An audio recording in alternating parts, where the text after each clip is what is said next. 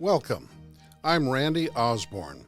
You're listening to the Bible Science for Kids podcast from a uniquely young earth, biblical creationist perspective.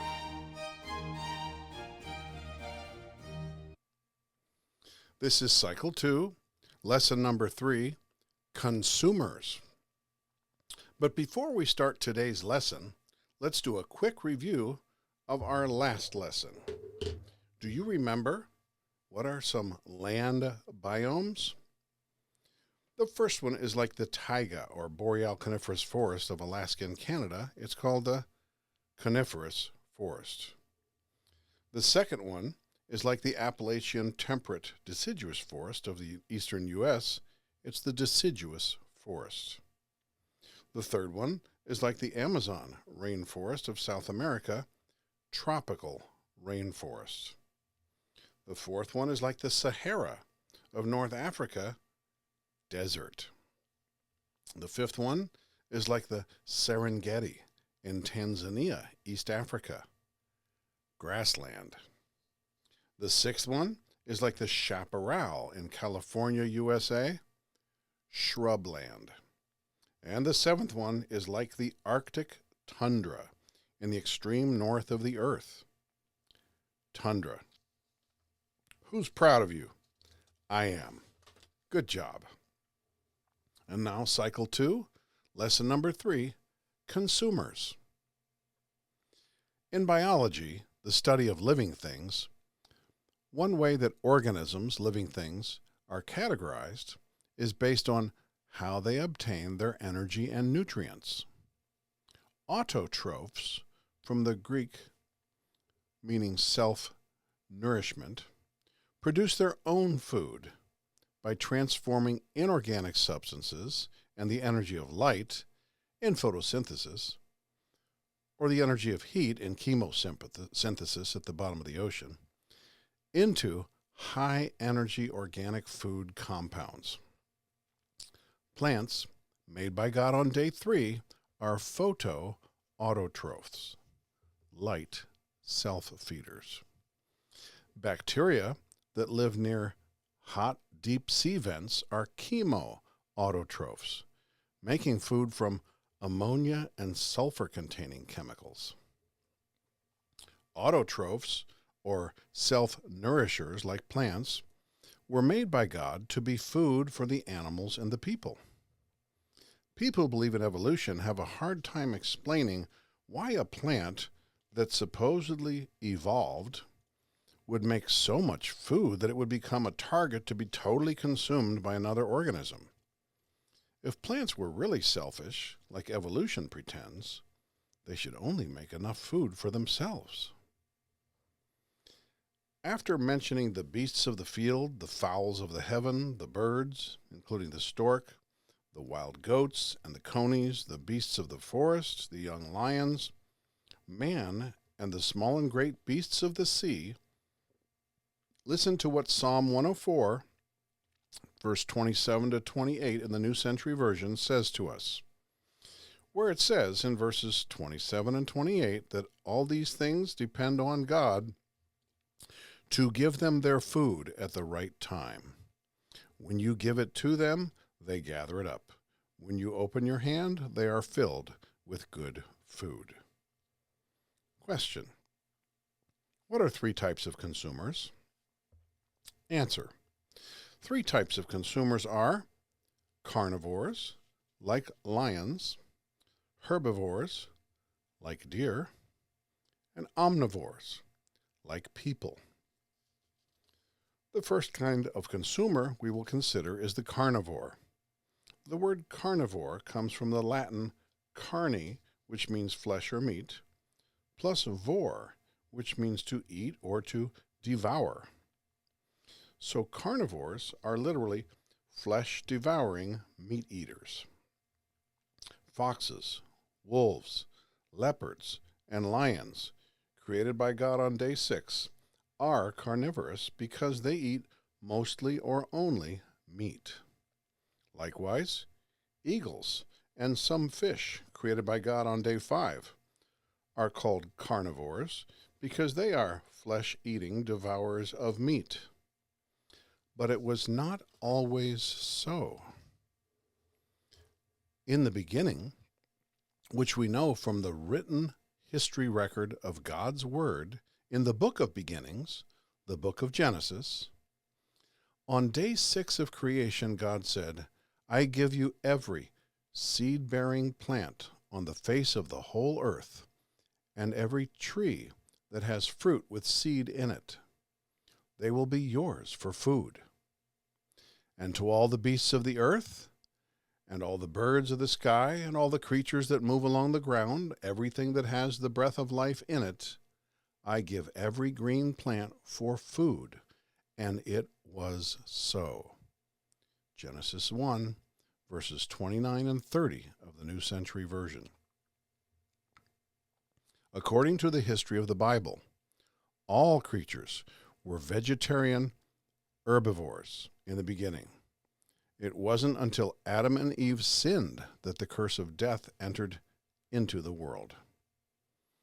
The judgment of the catastrophic flood, which destroyed the whole world in the time of Noah, left many fossils which testified to the violence that followed man's disobedience to God.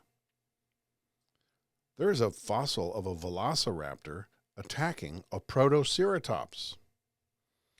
And I even have a fossil of a fish in the process of swallowing another fish. You can find a picture of my fish swallowing a fish fossil in an article I wrote about Noah's flood. You can find it on my BibleScienceSite.com website. If you scroll down to my blog and then swipe across until you come to the Evidence Consistent with a Global Flood article.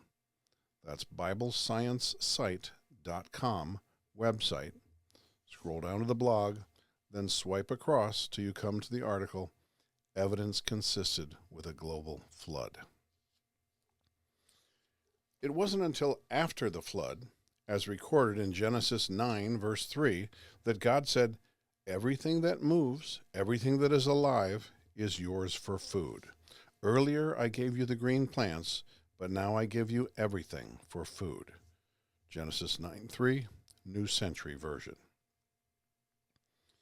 God told Noah to store all kinds of food for the animals, which God would later bring to him to enter the ark to be safe from the global flood. This would likely have included dried compressed meat for the carnivores. One time, I pet the head of a tiger in Thailand. You can see a picture of me and the tiger also on my BibleScienceSite.com website. If you go there, scroll down to the pictures. So the first kind of consumer we considered was the carnivore, which did not always exist. Next, let's turn our attention to the second kind of consumer, the herbivore. As we learned from Genesis, all creatures were originally herbivores. The word herbivore comes from the Latin herbi, which means grass or plant, plus vor, which means to devour or to eat. Herbivores are animals that feed only or mainly on plants, like camels and cattle, made by God on day 6, that have a special kind of symbiotic gut microbe living in them that can digest grass. We cannot digest grass, but we can digest the meat of animals that eat the plants that cover 1/3 of the ground of the earth, grass. Goats and sheep, made by God on day 6, are herbivores that are mentioned in the Bible as sacrifices in the Old Testament. Donkeys, horses, and rabbits are other herbivores, made by God on day 6. The third and final kind of consumer for us to learn about is the omnivore. Latin omni, all or everything, plus vor, to eat or devour. Omnivore literally means the one who eats or devours everything. By the way, One popular misconception is that you can tell even what a fossilized animal ate by looking at its teeth.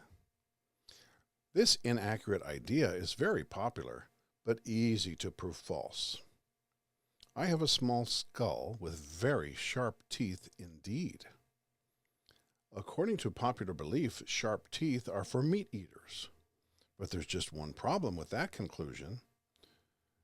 The teeth of this small skull belong to a fruit bat. Frugivores, fruit eaters, are not carnivorous. Their sharp teeth are used to cut fruit, like a sharp knife in the kitchen could be used to cut up fruit. Do you know the only accurate way to tell what a creature ate with its teeth? You'd have to either watch the creature eating or look at the testimony of an eyewitness who saw the creature eat. Question: what are 3 types of consumers? Answer: 3 types of consumers are carnivores, like lions, herbivores, like deer, and omnivores, like people. Listen again to what God says to us in Psalm 104, New Century Version.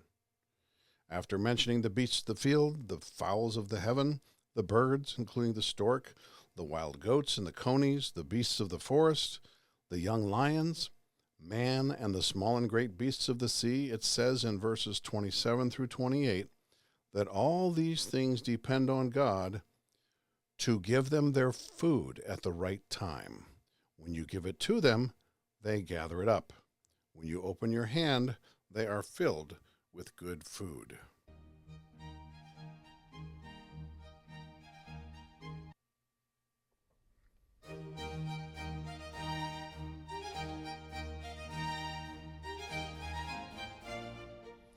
Thank you for listening to the Bible Science for Kids podcast from a uniquely young earth, biblical creationist perspective. I hope to see you next time for Cycle 2, Lesson Number 4, Food Chain. Until next time, this is Randy Osborne, reminding you to keep trusting and serving the Lord.